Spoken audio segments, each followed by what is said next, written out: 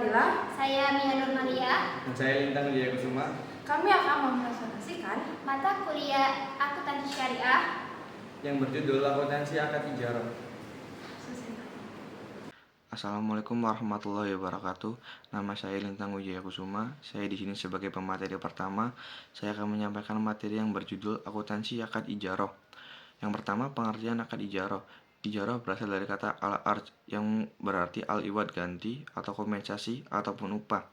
Yang kedua, definisi akad ijarah. Definisi akad ijarah ialah akad pemindahan hak guna atau manfaat atas suatu barang ataupun jasa dalam waktu tertentu dengan pembayaran upah sewa atau biasa disebut dengan ijrah tanpa diganti pemindahan kepemilikan atas barang itu sendiri. Kemudian ada objek ijarah. Yang pertama, segala sesuatu yang dapat ditransfer manfaatnya. Yang kedua, manfaat dari suatu barang ataupun jasa yang berasal dari hasil kerja manusia ataupun seseorang. Yang ketiga, pembayaran sewa dibayar di muka atau diangguhkan atau diangsur sesuai dengan kesepakatan.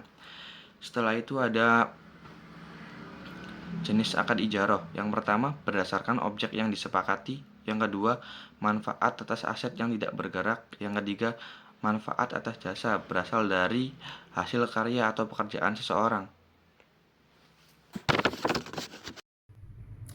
Perkenalkan, saya Mia Nurmalia. Di sini saya akan melanjutkan materi yang telah teman saya jelaskan. Rukun dan ketentuan syariah akad ijarah. Akad ijarah memiliki 4 rukun, yaitu yang pertama ada muta'aqidain. Adalah 2 orang yang bertransaksi, yaitu mu'jir sebagai penyedia jasa dan musta'jir sebagai penyewa. Keduanya harus berakal dan ilegal tasarrufnya. Yang kedua yaitu ada syikoh, ijab dan kabul yang harus sesuai dan tidak ditunda. Yang ketiga ada manfaah, jasa atau manfaat benda yang disewakan yang harus bernilai komersial, dapat dirasakan oleh musta'jir dan diketahui oleh kedua belah pihak.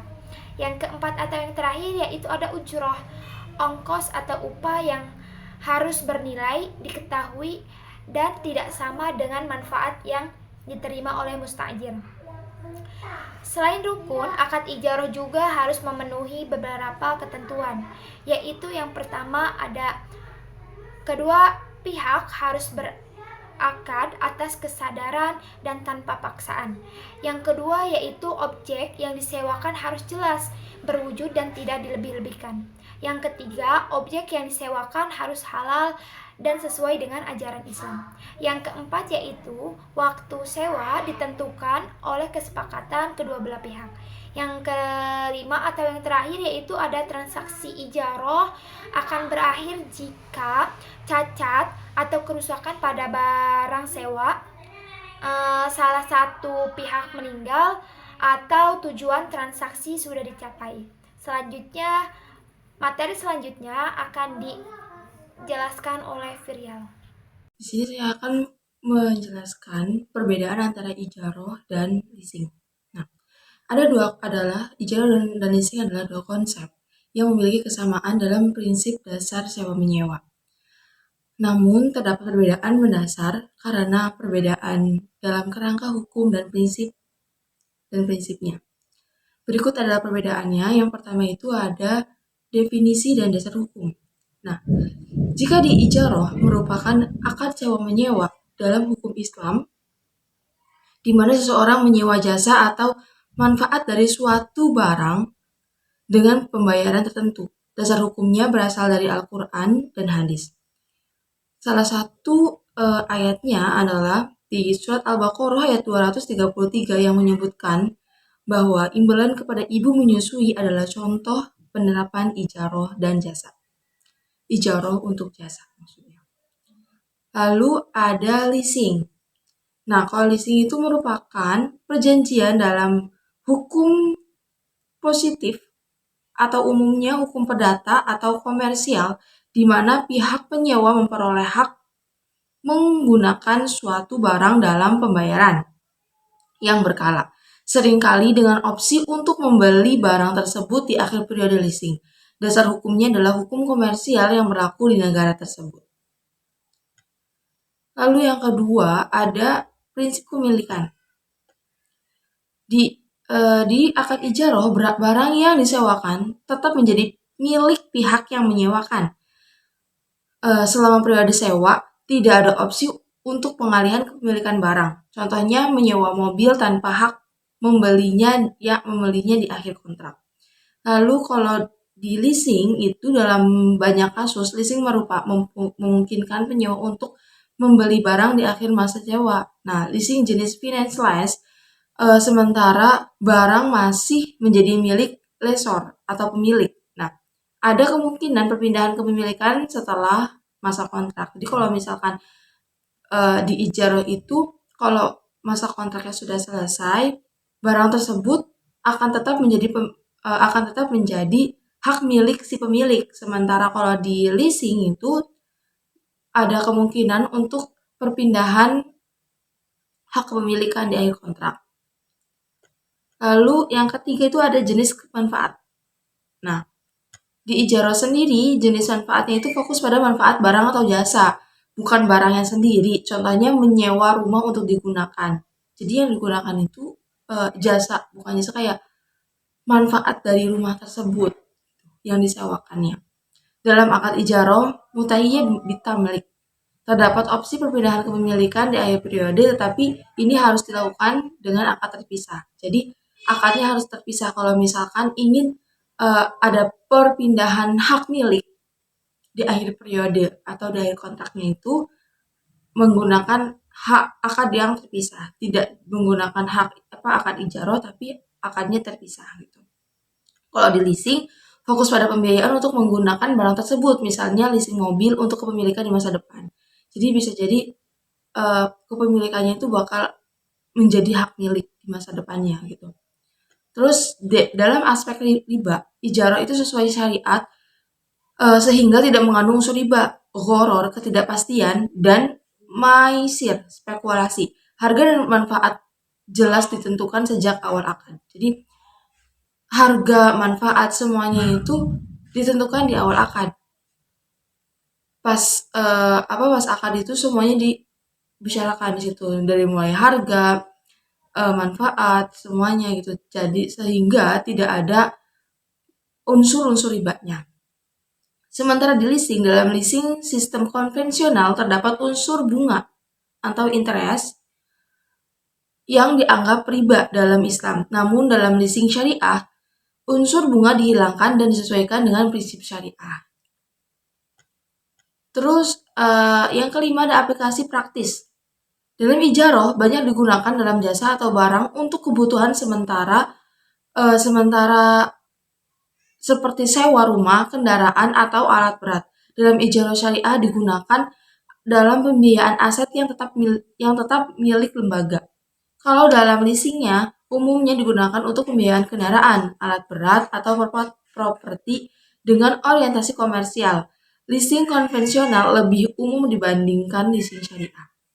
Emang kebanyakan menggunakan leasing konvensional daripada leasing syariah.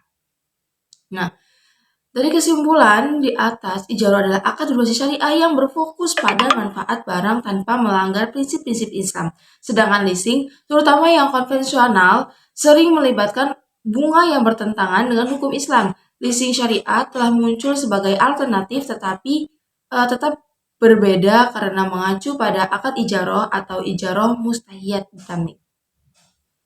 Seperti itu. Lalu saya akan memberikan contoh transaksi ijarah, di mana di sini saya akan memberikan contoh transaksi ijarah, yang mana di sini itu ada PT Namira. Nah, PT Namira ini membutuhkan sebuah mesin untuk keperluan produksi usahanya. PT Namira mengajukan permohonan ijarah kepada Bank Syariah.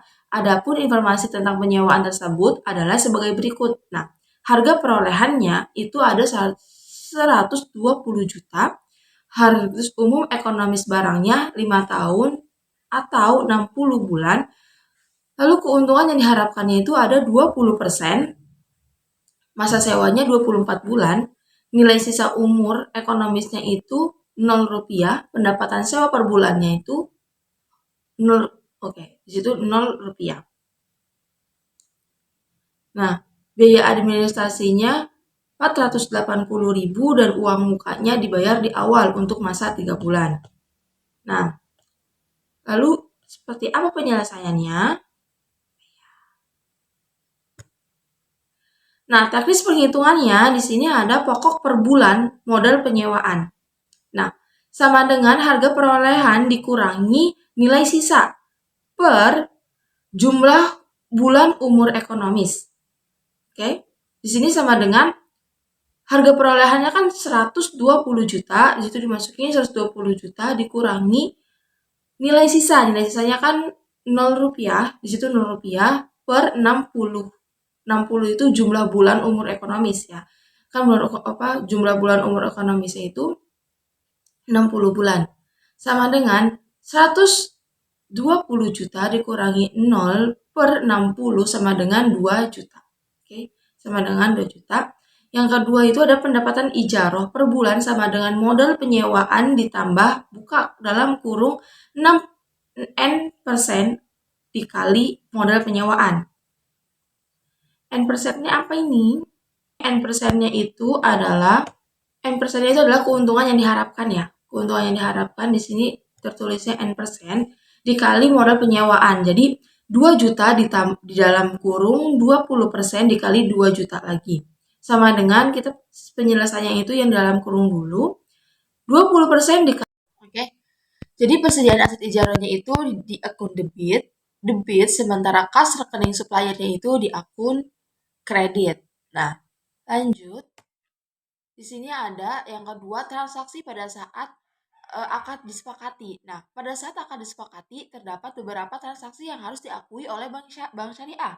Transaksi tersebut adalah yang pertama konversi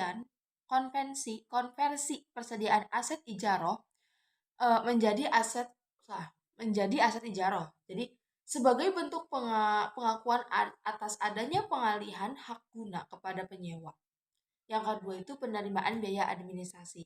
Nah, di sini misalkan pada tanggal 10 Juni PT Namira menandatangani akad ijaroh untuk sewa Avanza.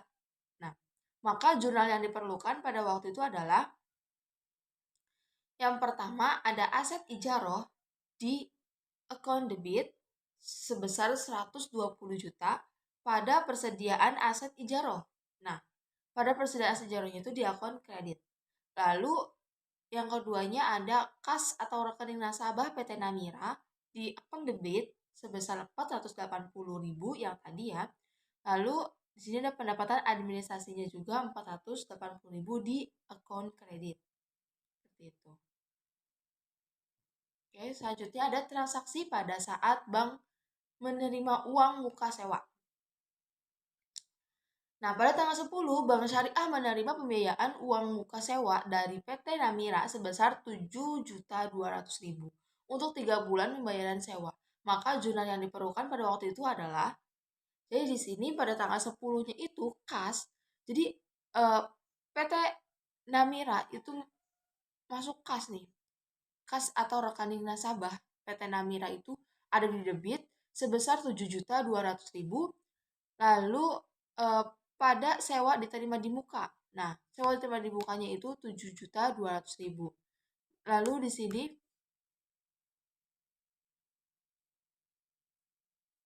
baik. Udah di sini itu aja kali ya. Lalu di sini sewa diterima di muka itu 2.400.000 dan pendapatan sewanya itu 2.400.000 di akun kredit. Nah, jadi yang atas itu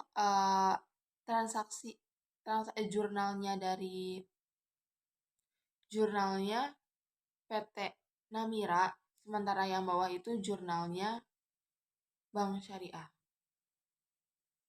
Oh, salah. Yang atas itu jurnalnya Bank Syariah, yang bawahnya itu jurnalnya PT Namira. Nah,